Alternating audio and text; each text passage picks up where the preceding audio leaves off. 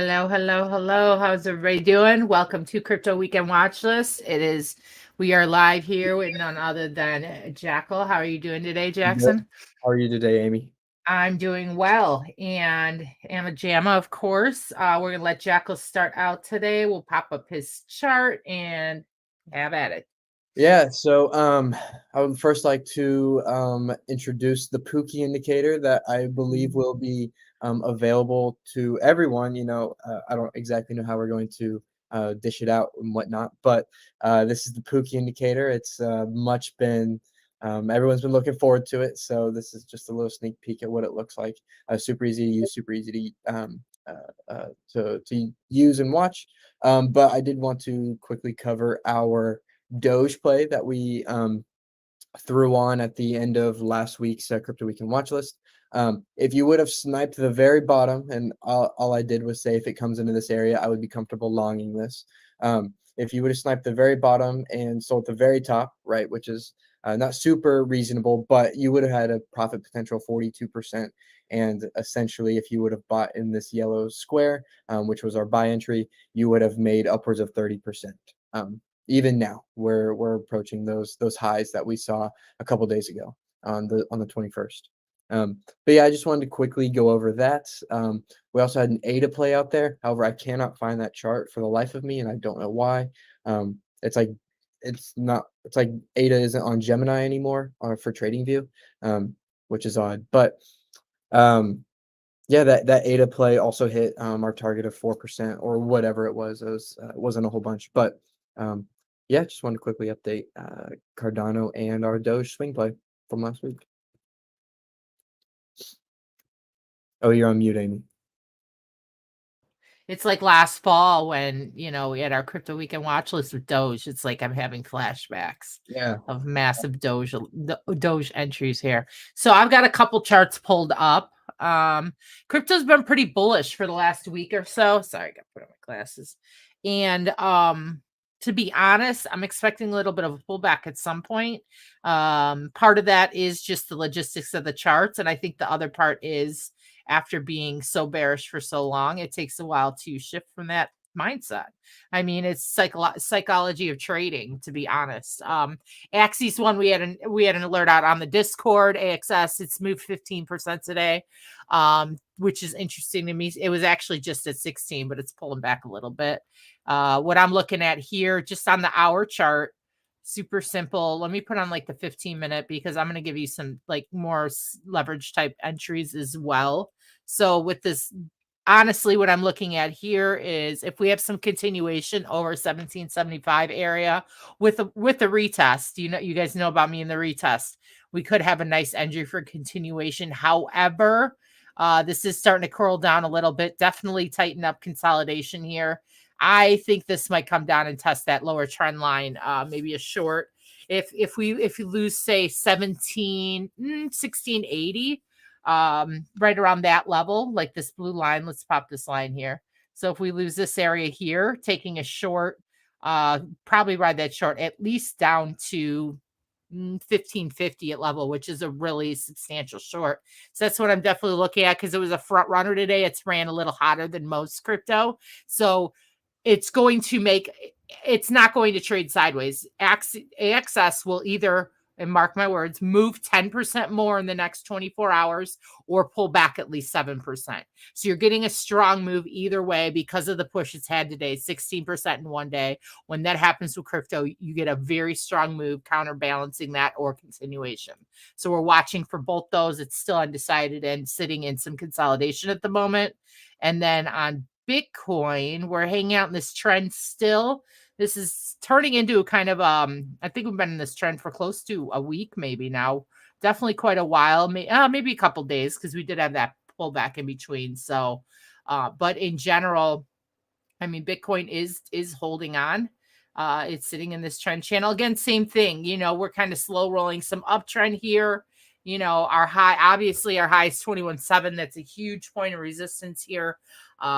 So same thing. If we get into that, 21.7, 21.8 range, and we hold above it for at least a good hour candle without a retest under this trend line, we could get some continuation with Bitcoin. Of course, Bitcoin for me isn't my favorite one to leverage trade. It doesn't move enough for my liking. I like volatility in my charts. For newer leverage trading and a lot of leverage trading, just being able to leverage it a little higher, this and that makes it worth it.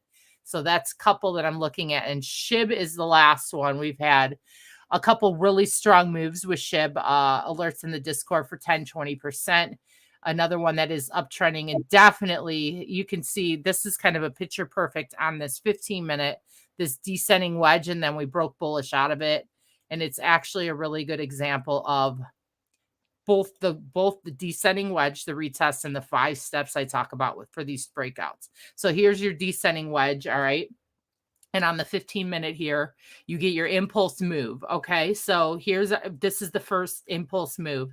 Next step, you're going to get your retest. Here's a retest right in this area here, comes back, retest the line. Next, you have your decision, which it decided it wants to continue. So you get that confirmation. This was our confirmation for continuation. So you've got your impulse move, you've got your retest, you've got your decision, then you have your confirmation and your continuation. These are always the safest entries. I feel like I've talked about this a lot lately because it seems to really work with a lot of traders. Like, okay, I could wrap my head around that. That makes a lot of sense. So I've been talking about a lot with everybody. Also, we have this trend line here on the 15-minute. So what we would watch on something like SHIB here is either obviously our break back up over high, which is we have a little bit of time before that. We're like 8% from that high. But I would say if we I would say I like a short below our trend line with confirmation, and watch over the next hour or so if we could hold over 5 zeros 11 somewhere in that area there, because we're at 10.9 right now, 1097. Hold over that 11 for a little bit, maybe say an hour candle, take a long on that. Lower leverage, of course, if you're not going to watch it. And that's my 3 charts I had pulled up. What are you looking at, Jacale? Are you looking at anything to take an entry on? I'm comfortable in shorts at the moment. I think that we come down this next week, but then again, I also thought that's what was going to happen this week, and clearly that did not happen. So I'll be looking to, and I had some hiccups in my trading this week because of that. Yeah. So we'll definitely be looking for to play the trend rather than anticipate what the trend could be, right? We want to react and not anticipate, as the wise Pookie says. So at the moment, I'm not in anything, but I do want to touch on StoreJ, one of my favorite coins. This thing was at 33 cents on June 15th. So 9 days ago, and it touched I think maybe $1. Yeah, $1.03. So over 200% gains. This coin, they're related to cloud computing, which is the sector that I'm most bullish on over the next few years. So it's a coin that I absolutely love. I'm very upset that I missed buying it down this low. I honestly thought everything was going to keep going lower. So, again, we could see some downside here, and then maybe some better opportunities for entry here. I think we could definitely come and retest this support at 76 cents in the near future. We have pushed hard. This was a 12% 1-hour candle. We just had a crazy push right there. I think it was for the day they were up 30% or something nuts. But they're so there's some little symmetrical wedge there, some little accumulation going on. So we could see either we Bart Simpson, we come back down, right?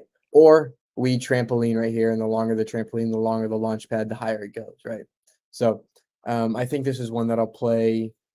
If it comes back down, I will definitely pick some up on spot, maybe some lower leverage, hold for a longer period of time. Or if it keeps going up, I missed my entry, and I'll probably wait for the whole market to reverse to really have confirmation before I enter into some longer plays with StoreJ. So I Nice. would throw an alert out for about 75 cents ish, somewhere around there for StoreJ for spot, limit order, of course. And if it comes down there, then it comes down there. But And I just realized I didn't share my screen that entire time, and I apologize, guys. So Okay. real quick, here was the SHIB I was talking about, descending wedge, retest, our 5 steps, just so you guys could see the charts I was talking about. You can go back and watch if you'd like. Here's our Bitcoin trend channel sitting at some resistance here. Need to break out over that. We want to see that. Again, we want to test that 21.7, 21.8, hold over it. And Axie Infinity, I feel like we're going to hit our head. I'm more bearish for sure on this one, but I'm not going to take a short till probably under like the 1685 area. That's the 3 charts. That's all we got today. Thank you, Jacale. Yeah, of course. And short, sweet, to the point. Enjoy our targets. We will update you guys next week on how it did. Oh, you could see it. Okay, good, Chrissy. Thank you so much. I wasn't sure. I thought maybe I forgot to share my screen. Anyway, so we will see you guys next week. You guys rock. We'll be in the Discord. Taylor will be leverage trading over in Titan tomorrow night. And then I will try to jump into a stream at some time. Not tonight. It's been a long week, but probably maybe tomorrow afternoon. I'd like to jump over and Titan there. You'll see Joe in there, myself, Jacale, maybe a little bit. So thank you guys so much for joining us. Yeah, thanks, guys. Bye. See you guys Bye. next time.